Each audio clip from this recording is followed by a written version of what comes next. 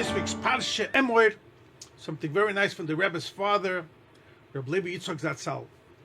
This week's Parshas we have the mitzvah from the Korban Omer, which was brought on the second day of Pesach, the 16th day of Nisan, and Korban Omer. And then the Psukim continue. On Shavuos, we had a korban called the Shtei HaLechem.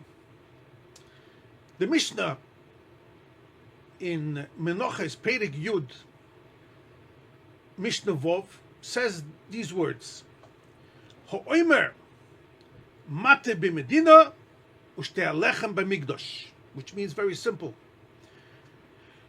When the new offering of the Omer, the korban of the Omer that you have to bring, which was brought from barley, as we'll soon speak, on the 16th, once you brought that, then all over the world, b'medina, you are allowed to eat from the new wheat, that grows from the new year, which usually in the springtime it starts coming out. You're not allowed to eat any of the new wheat till you bring the korban oim. It's called chodosh, the new wheat or barley, any of the 5 grains you can't have till you bring the korban oim. And Shtei HaLechem, once you bring the Shtei HaLechem, then you're allowed to bring into the Beis HaMikdash the new wheat for a korban in the Beis HaMikdash, which means very simple. From Pesach Tamar, you bring the Omer, everyone's allowed to, all over you're allowed to have, in the world you can have from the 5 new grains. But for the Beis HaMikdash, you have to wait till Shavuos, till you bring the Shtei HaLechem. The Gemara says, we just mentioned, in Menachos, Daf Samaches Abarav, the Gemara learns out that there was a difference between these korbanos. The korban omer was made out of barley, and the korban Shtei HaLechem was made out of chitim, out of wheat. That's one point. The korban omer we're going to focus on today came from barley. Number 2, the Mishnah in Masechta Menachos, in Perek Zayin, Perek Vov, Mishnah Zayin says that they used to take the barley and then they used to sift it for 13 times, finer and finer, till it would come out very pure and good quality of barley. Ask Rebbe Yitzchok, what's the reason of 13 times? Everything has a reason. Why the number 13? The Gemara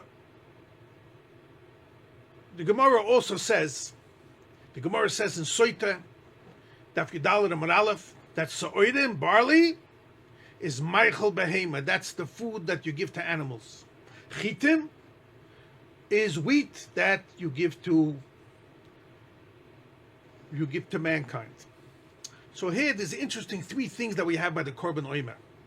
Number 1, it was brought from barley. Barley is a food for the animals. Number 2, it was sifted 13 times. And number 3, it allowed the entire world, not the Beis HaMikdash, it allowed all over to, once you brought it, to eat from the new grain. So the korban omer is a connection to the world more. The Shtei HaLechem, that's a connection to the Beis HaMikdash. Interesting, once we talk about this interesting thing, Rabbi Levi points out that the exact day of the week, every single year that they brought the korban omer, that same day of the week, 7 weeks later, they will bring the Shtei HaLechem, because we know the famous hint about the korban Pesach, the Yom Tov Pesach, At Pash, Aleph Tov, Beis Shin. You take the Aleph Beis, the first and the last letter, you put them together. And Aleph Tov means the first day of Pesach will always fall out Tisha B'Av. And Bash, the second day Pesach, which will be the korban omer, will always be Shavuos. Shin for Shavuos, Beis Shin. Beis for the second day of Pesach, Shin for Shavuos, second day. And it'll always come out the same day of the week. So the same day we brought the korban omer, that's the same day of the week. 7 weeks later we will bring the Shtei Alechem. We see the connection of it. But here was Behema all over the world and 13 times. What's the unique thing about Korban Oima? Explains Rabbi Yitzchok, explains the Chassidus, and the Rebbe brings us down many times the Kutasichis and Maimorim. You can look up Melchelik, Lamed Beis, page 136, and other places. That when the Jewish people came out of Egypt, they were very raw. They were involved with the impurity of Mitzrayim, and slowly by slowly, as they elevated, they came closer to Matan Torah, then they elevated themselves, and they became a vessel to receive the Torah. And in general, this is also the work of every single year, that the avodah, the service that we start off coming out of Mitzrayim, starting from Nu, as if we're coming out of Mitzrayim, is the avodah is we should purify our animalistic side, the behemoth side of us, which is more the body. And that's why the 7 weeks, as we say in Sfiras Oima, every single day purifies another attribute from the 7 attributes, the 7 emotional feelings that a person has. But that's our natural process, and we want to elevate it, purify it, refine it. On Shavuos, over there we receive the Torah, we elevate to the level of Adam, a person, and that's why we have the difference of the foods. The Korban Omer, which symbolizes elevating the physical body, our animalistic part, we bring over there the Asur, which is barley, the Michael Behema.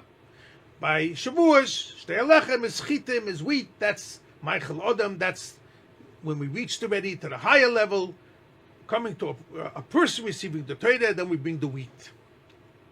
Explains the Chassidus in many places, the Kutei Torah, won't go into all the details. Now comes Rabbi Yitzchok and explains it so well. And that's why, says Rabbi Yitzchok,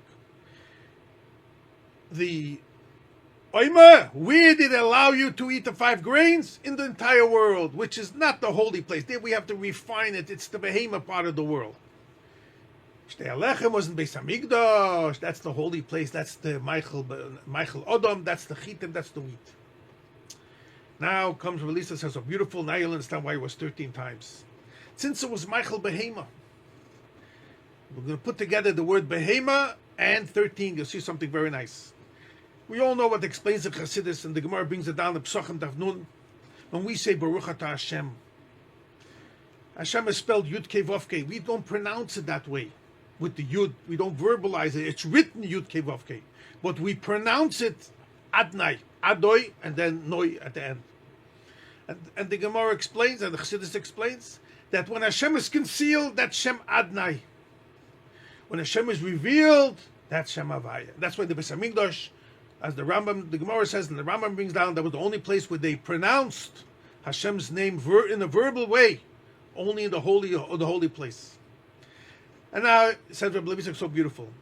Behema, which is the korban of the Omer, So'erim, that's the time when you're still involved elevating the world. That's where you was permitted in Medina.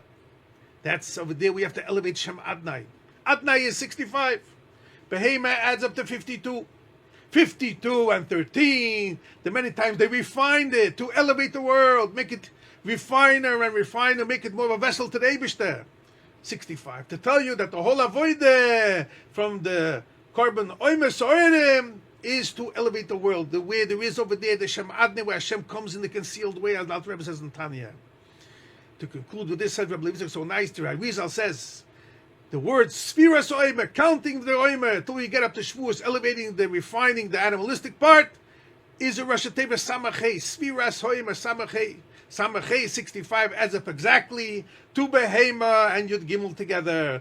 The animal food 13 times to refine it, the So'erim, elevating the world. That was the whole, elevating the animalistic part. That's the whole mission of the Korban Omer.